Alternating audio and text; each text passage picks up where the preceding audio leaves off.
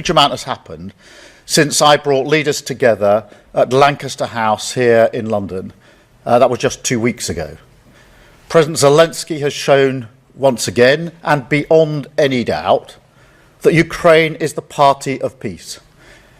Vladimir has committed to a 30-day unconditional ceasefire, but Putin is trying to delay, saying there must be a painstaking study before a ceasefire can take place.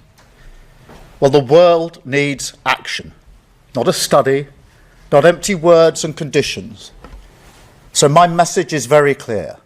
Sooner or later, Putin will have to come to the table. So this is the moment. Let the guns fall silent. Let the barbaric attacks on Ukraine once and for all stop, and agree to a ceasefire now. And let's be clear why this is so important. Russia's appetite for conflict and chaos undermines our security back here at home in the United Kingdom. It drives up the cost of living. It drives up energy costs. So this matters deeply to the United Kingdom. That is why now is the time to engage in discussion on a mechanism to manage and monitor a full ceasefire and agree to serious negotiations towards not just a pause, but a lasting peace, backed by strong security arrangements through our coalition of the willing. And we won't sit back and wait for Putin to act. Instead, we will keep pushing forward. So the group I convene today is more important than ever. It brings together partners from across Europe, as well as Canada, Australia and New Zealand, with backing from others too, including Japan. We agreed we will keep increasing the pressure on Russia, keep the military aid flowing to Ukraine, and keep tightening the restrictions on Russia's economy to weaken Putin's war machine and bring him to the table. And we agreed to accelerate our practical work to support a potential deal. So we will now move into an operational phase. Our militaries will meet on Thursday this week here in the United Kingdom to put strong and robust plans in place to swing in behind a peace deal and guarantee Ukraine's future security.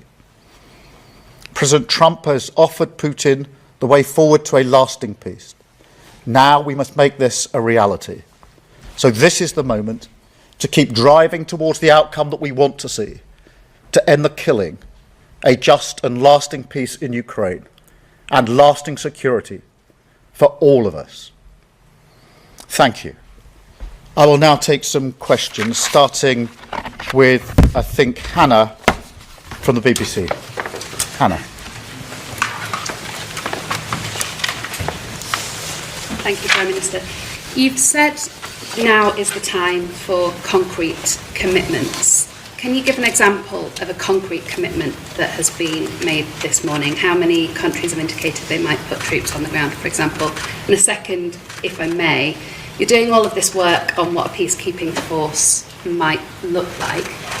What if Russia simply won't accept one? Well, let me start from the premise that a lot has happened, obviously, since we had the meeting at Lancaster House just under 2 weeks ago, particularly developments this week in relation to the position of Ukraine. And the group that met this morning is a bigger group than we had 2 weeks ago. There is a stronger collective resolve, and new commitments were put on the table this morning, both in relation to the coalition of the willing in terms of defending the deal, also in relation to the wider point, which is the collective defence and security of Europe. So more commitments on the table this morning, and an agreement that we now move to the operational phase, which is why the talks on Thursday, the military talks, will become the next focal point. There was a wider agreement this morning, which was that the yes but from Russia is not good enough, and that we agreed collective pressure will be put on Russia from all of us who are in the meeting this morning.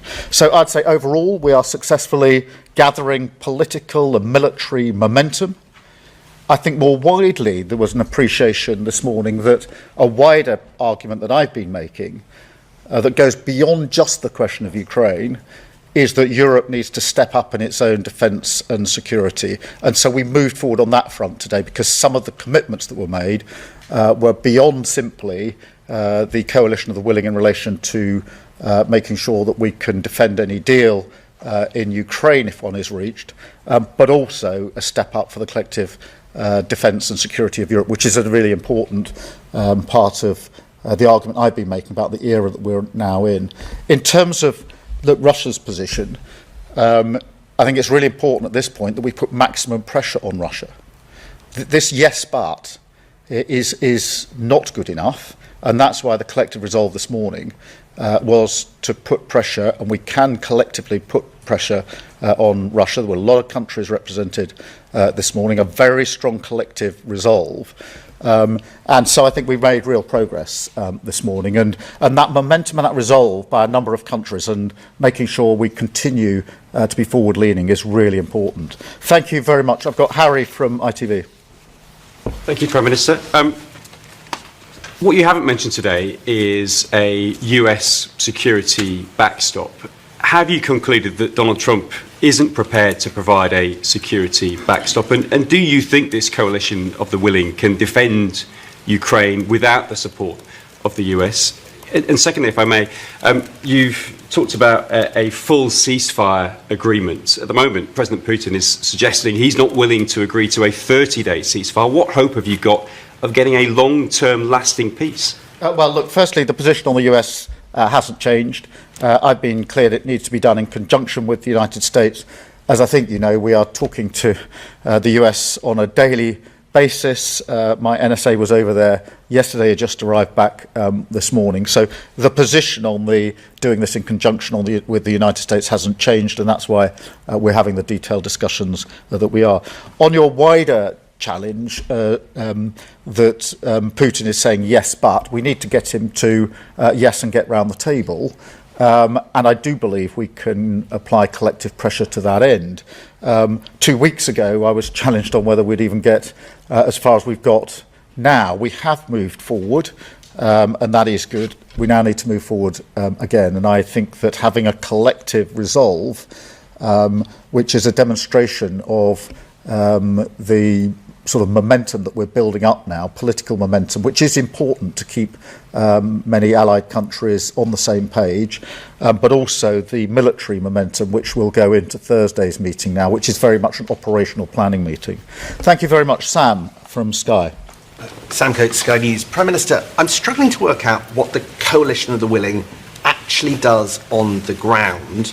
As far as I understand it, UK troops couldn't fire at Russian troops. If Russian troops opened fire, we couldn't retaliate, and nor could anybody else because of what that would provoke. So is it just some kind of slightly more tepid training mission in reality? What's the basis in international law? What's the remit? And why couldn't the UN be involved? Well, the operational meeting is where the discussions are taking place as to what the capabilities will be. I've indicated a willingness for the United Kingdom to play a leading role in this, and indicated that if it's necessary, that will be troops on the ground and planes in the sky.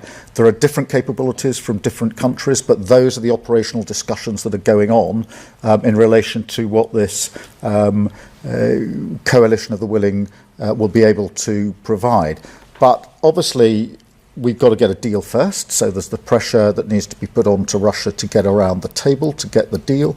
Then there's a question of a ceasefire for a possible short period, and then the lasting peace that we need to see. But if there's going to be lasting peace, there's going to have to be security arrangements.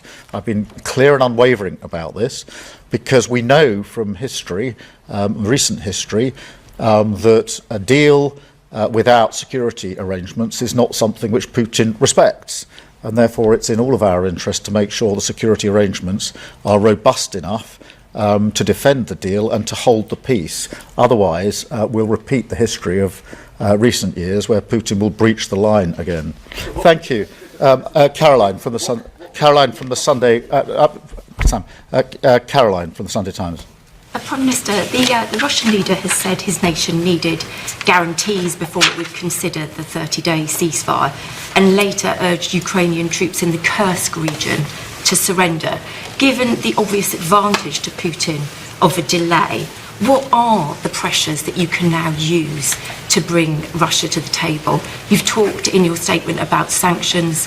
Are you now willing to seize those frozen Russian assets?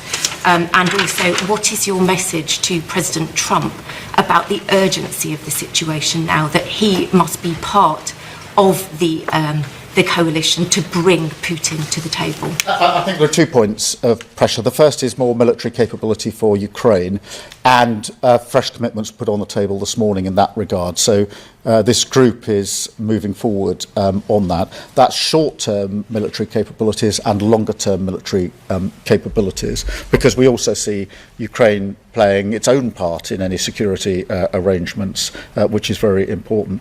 In terms of the sanctions, yes, we want to tighten the sanctions still further, and we discussed this morning how much further we can go, including the question of frozen assets. That is a complicated question, as I think everybody appreciates.